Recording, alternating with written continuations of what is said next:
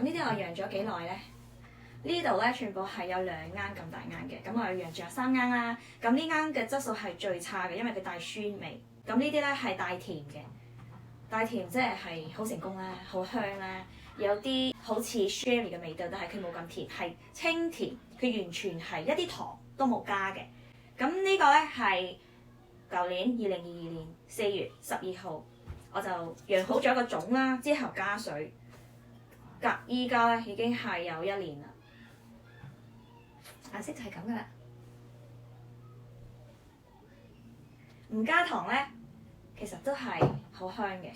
擺落雪櫃咧，當酒飲啦，當啤酒飲咧，都好 refreshing 嘅。啊，好香啊，真係好香。非常之純真靚嘅黃酒啊！咁呢啲釀到書嘅咧點好咧？喺我嘅影片嘅後端咧，有教大家點樣解決呢個問題嘅。可以加2斤嘅黃糖啦，之後2斤嘅黑糖。隔咗1個月後咧，試下睇呢個問題有冇解決啦。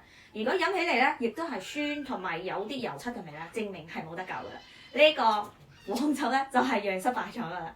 但係咧，我呢個 recipe 咧成功率係非常之高嘅。你網上睇嗰啲黃酒嘅食譜啊、米酒嘅食譜咧，完全係唔同嘅。呢個係屬於我係研究咗非常之耐啦，係從失敗中咧得到嘅最好、最成功嘅呢個黃酒嘅食譜啦。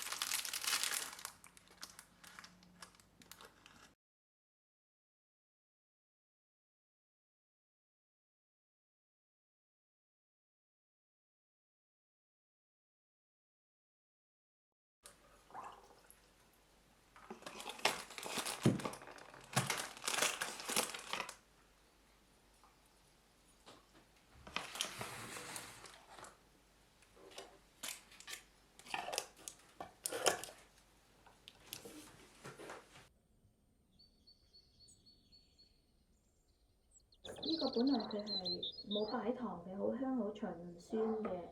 咁我再加些少糖咧，佢就有好多氣泡，氣泡喺度發酵，時聲。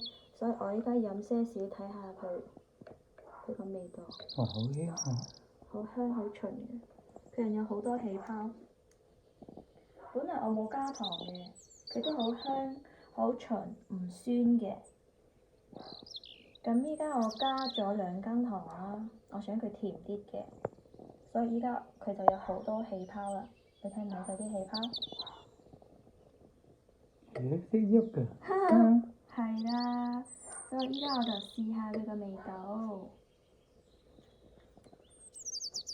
其實呢個咧係2021年釀嘅，6月22號，我喺4月10號咧就 test 嚟，佢好香好醇唔酸，而且我再加多2羹糖，依家佢就好多氣泡喺度。我而家試下個味道先。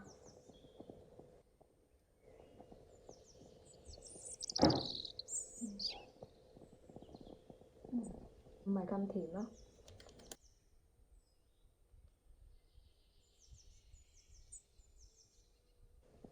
好似啤酒咁。係咯，其實佢好似蜜酒咯。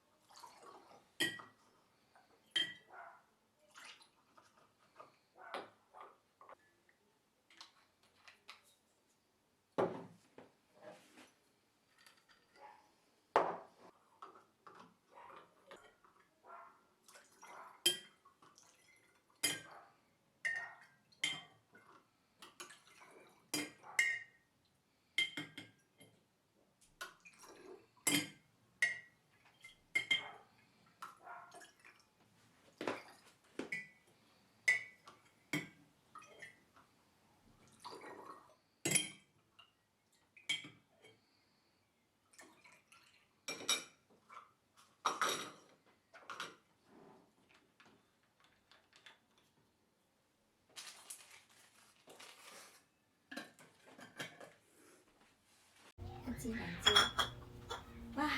咁樣就送禮啦，又可以表達你嘅心意，完全係冇加糖㗎。